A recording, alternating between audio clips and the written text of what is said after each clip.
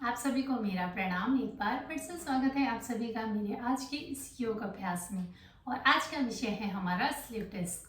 हमारे शरीर को सहारा देने के लिए रीढ़ की हड्डी होती है, जिसे हम बैकबोन भी कहते हैं।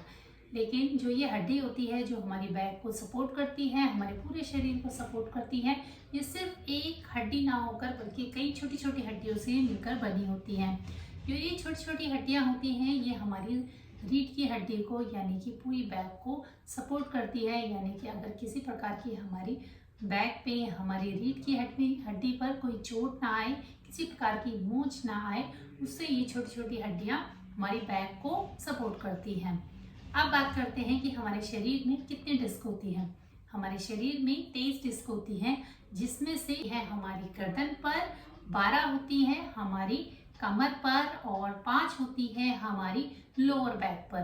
तो जो ये गद्दियाँ होती हैं, इनका काम होता है, हम जैसे कि जो अपने दिन भर की जो हम कार्य करते हैं, जैसे कि झुककर कोई काम करना, उठना, बैठना, जितने प्रकार के हमारे जो डेली रूटीन में जो काम होते हैं, उसमें ये सब जो हड्डियाँ होती हैं, जो ये गद्दियाँ होती हैं, ये मदद करती हैं। और जब ये डिस्क अच्छे से काम नहीं करती हैं, तो हमारे शरीर में पेन रहने लगता है, जिससे कि हमारी रोज़मर्रा की ज़िंदगी में होने वाले कामों को करने में हमारे शरीर को बहुत दिक्कत होती है। तो जो ये डिस्क की जो प्रॉब्लम है, इसके होने के कई कारण हैं, जिसमें से सबसे पहला कारण है हमारी बढ़ती उम्र, दूसरा है हमारा मोटापा, तीसरा है अगर आपको किसी प्रकार की कोई चोट लगती है या आप कोई भारी सामान उठाते हैं, तो उसकी वजह से भी डिस्क की प्रॉब्लम हो सकती है। और इसके बाद आता है धूम्रपान। ज़्यादा धूम्रपान करने से हमारे शरीर में बहुत ज़्यादा मात्रा में निकोटीन बनने लगता है, और ज़्यादा निकोटीन हमारी डिस्क के लिए बहुत हार्मफुल होता है। ज़्यादातर दो प्रकार की स्लिप डिस्क की समस्या बहुत ज़्यादा होती है, जिसमें पहला है L4 और L5, दूसरा आता है L5 और S1। जिनको भी ये प्रॉब्लम होती है, जब वो डायग्नोस कराएंगे तो उन्हें पता चलता है कि उनके किस हिस्से में दर्द होता है। लेकिन कुछ लोगों को इसके बारे में मालूम नहीं होता है। जिनको भी कंधों में दर्द या सूंपन रहता है, या ज़्यादा देर बैठे रहने से, ज़्यादा देर खड़े होने से और ज़्यादा चलने से जिनको प्रॉब्लम होती है, तो उनको ये प्रॉब्लम यानी कि डिस्क की प्रॉब्लम होने के चांसेस बहुत ज़्यादा होते हैं। दूसरा है कि अगर आपके मांसपेशियों में खिंचाव रहता है, उसकी वजह से भी डिस्क की प्रॉब्लम हो सकती है। और तीसरा है कि अगर आपको साइटिका की प्रॉब्लम है, तो उसका रीज़न भी डिस्क हो सकता है।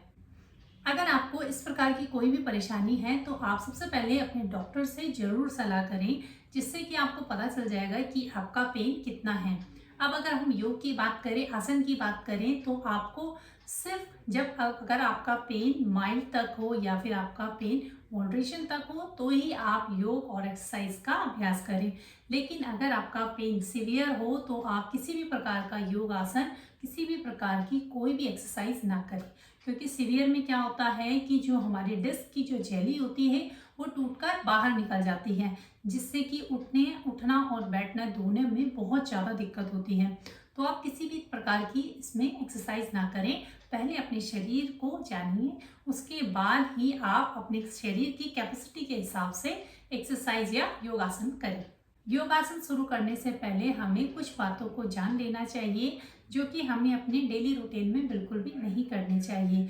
जैसे कि कोई भी काम आगे झुककर नहीं करना है, क्योंकि क्या होता है कि जो हमारी डिस्क की जो डिस्प्लेसमेंट होती है, वो पीछे की तरफ खिसक जाती है, जिससे कि हमें बहुत ज़्यादा दर्द होने लगता है। दूसरा है, हमें किसी भी प्रकार का भारी सामान नहीं उठाना है, यानी कि हमें हैवी लिफ्टिंग नहीं करनी है। और तीसरा है साइकिलिंग।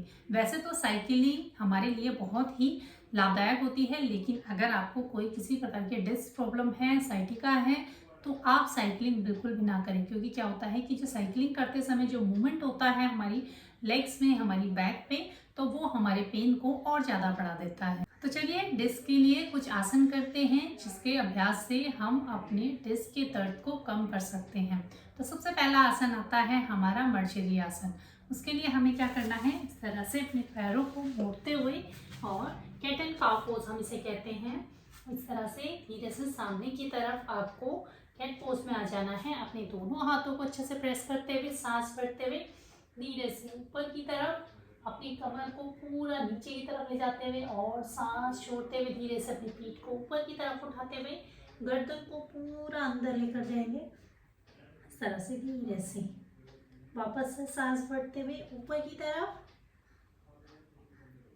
और सांस छोड़ते हुए पूरा अंदर की तरफ चले जाएंगे। धीरे धीरे इसका अभ्यास करेंगे। आपको ध्यान रखना है, अब जब आप ऊपर की तरफ जाएंगे तो आपकी बैक पूरी अंदर की तरफ और गर्दन को सामने की तरफ रखेंगे और सांस छोड़ते हुए अंदर जाते हुए अपनी पीठ को पूरा ऊपर की तरफ लिफ्ट करते हुए गर्दन को अंदर पूरी बैक को अच्छे से रोल करेंगे। धीरे धीरे इसका अभ्यास करेंगे। सांस को नॉर्मल रखेंगे और इसका अभ्यास आपको कम से कम 20 बार जरूर करना है। चलिए दूसरे आसन के लिए वापस से आपको इसी तरह से आगे की तरफ जाते हुए और यहाँ से पेट के बल आपको मैट पर लेट जाना है धीरे से। अगर आपके पास मैट नहीं है तो आप बेड के ऊपर भी इसका अभ्यास कर सकते हैं और अपने दोनों हाथों को आगे की तरफ इस तरह से रखते हुए सांस को बिल्कुल नॉर्मल रखेंगे। पीछे से अपने पैरों की उंगलियों को इस तरह से और सामने की तरफ पॉइंट करते हुए चलिए यहाँ से धीरे से सांस भरते हुए गर्दन को ऊपर की तरफ उठाएंगे धीरे से इस तरह से और धीरे से सांस छोड़ते हुए वापस से नीचे। बिल्कुल धीरे धीरे इसका अभ्यास करेंगे। सांस भरते हुए फिर से ऊपर, सांस छोड़ते हुए धीरे से नीचे। आपको महसूस करना है जब आप सांस भरते हुए ऊपर की तरफ जाएंगे तो आपकी हिप मसल आप अच्छे से टाइट करके रखेंगे। एक बार फिर से इसका अभ्यास करेंगे धीरे से ऊपर की तरफ। बस यहाँ पर आपको कुछ सेकंड के लिए रुकना है। सांस को नॉर्मल थोड़ा सा रखेंगे। धीरे धीरे सांस को भरते हुए सांस को बाहर छोड़ते हुए चलिए धीरे से नीचे आ जाएंगे। अब यहाँ से आप चाहें तो हाथों को इस तरह से प्रेस करके धीरे से ऊपर की तरफ उठ सकते हैं या फिर आप करवट बदल कर भी धीरे से वापस आ सकते हैं। तो चलिए धीरे से ऊपर आएंगे इस तरह से पूरा पीछे की तरफ। सांस को नॉर्मल। हम जो भी एक्सरसाइज करेंगे बहुत ही आसान है। इसका अभ्यास धीरे धीरे करेंगे जो कि आपके बैक पेन यानी कि डिस्क की प्रॉब्लम से बहुत आराम देगा।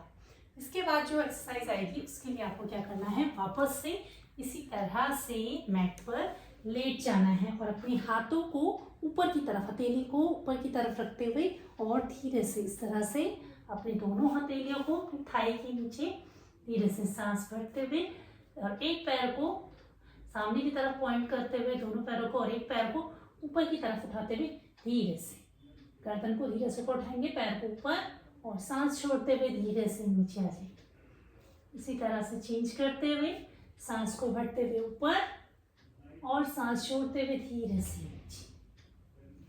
धीरे धीरे इसका अभ्यास करेंगे।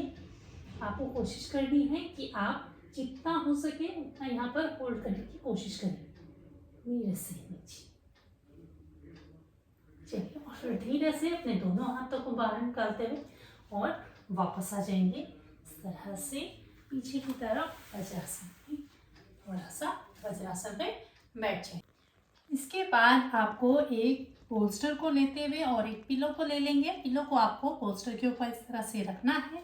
सामने की तरफ इस तरह से सुखासन में बैठते हुए आपको ध्यान रखना है आपके बैक और आपके पोस्टर के बीच में थोड़ा सा गैप होना चाहिए।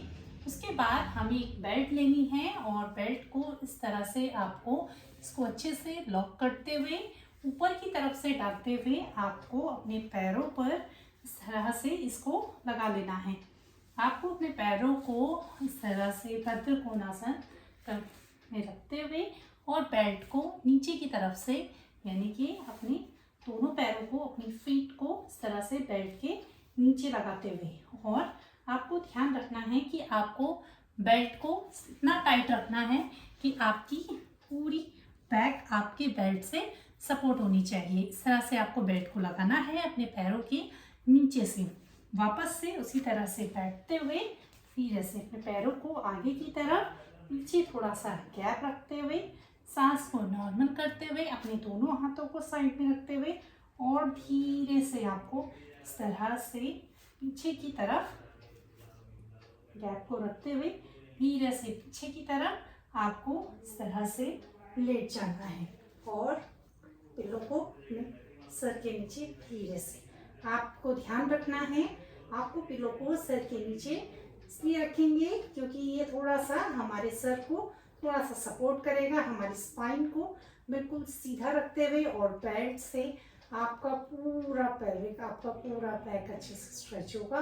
और धीरे से यहाँ पर आप चाहे तो अपने दोनों हाथों को नीचे रख सकते हैं या फिर अपने हाथ को धीरे से इस तरह से भी रख सकते हैं। सांस को नॉर्मल करेंगे, थोड़ा सा अपने बैक को फील करेंगे, धीरे धीरे सांस को भरते हुए धीरे धीरे सांस को बाहर छोड़ेंगे। अच्छे से आप जब इसका अभ्यास करेंगे आपको बहुत आराम मिलेगा। बस सांस पर ध्यान करते हुए धीरे धीरे आप जितनी देर चाहें उतनी देर इस आसन पर बने रह सकते हैं। तो ये तो थे कुछ योगासन जिसका अभ्यास हमें धीरे धीरे करना है। आपको ध्यान रखना है कि आपको अगर बैक में किसी भी प्रकार का पेन हो तो आपको सबसे पहले डॉक्टर की सलाह, और डॉक्टर की सलाह से ही आप योगासन का अभ्यास करें। तो आज की वीडियो में इतना ही। वीडियो पसंद आए तो प्लीज़ चैनल को सब्सक्राइब, वीडियो को लाइक जरूर कीजिएगा। फिर मिलते हैं किसी नई वीडियो में नए टॉपिक के साथ। तब तक के लिए आप सभी को मेरा प्रणाम।